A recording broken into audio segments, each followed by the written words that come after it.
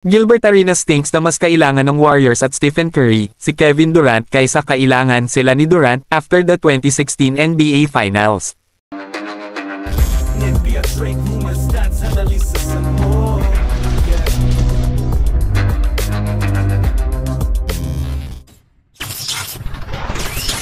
Si Gilbert Arenas ay nangunguna sa usapan sa off-season sa pamamagitan ng pagtalakay sa iba't ibang topics tungkol sa sport mula sa kasalukuyan hanggang sa nakaraan. Sa pinakabagong episode ng Gil's Arena, sinira ng dating All-Star guard ang pagre-recruit kay Kevin Durant ng 2017 Warriors.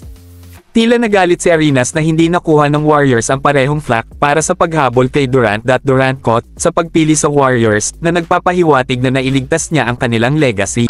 Ang mga circumstances sa paligid ng pagsali ni Durant ay palaging tila kaina-hinala, lalo na dahil alam ng magkabilang parties kung ano ang kanilang ginagawa ay isang move na nagbabago ng liga. Ang Warriors ay umano'y nag-recruit kay Durant starting with a phone call mula kay Draymond Green kay Durant na kalaunan ay naging formal sa proper pitch at the Hamptons kung saan naruroon ang lahat ng mga stars ng koponan.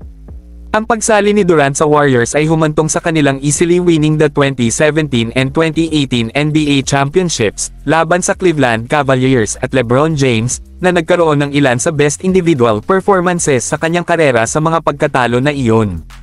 Ang buong liga ay nalampasan laban sa Golden State na ang kanilang run atop the NBA ending due to injuries and Durant leaving the franchise in 2019. Ang Warriors ay maaari lamang mag-boast ng isang playoff series na panalo laban kay LeBron James nang wala si Kevin Durant sa roster na siyang 2015 NBA Finals na parehong hindi nakuha ni Kyrie Irving at Kevin Love dahil sa injury.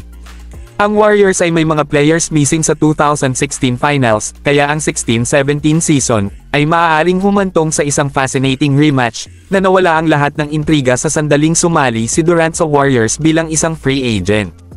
Naging mahigpit na magkaribal sina LeBron at Stephen Curry sa buong karera nila, ngunit hindi mapag-aalinlanganan na ang pagsali ni Durant sa panig ni Steph sa panahon ng peak of the rivalry ay nakaapekto sa mga stats.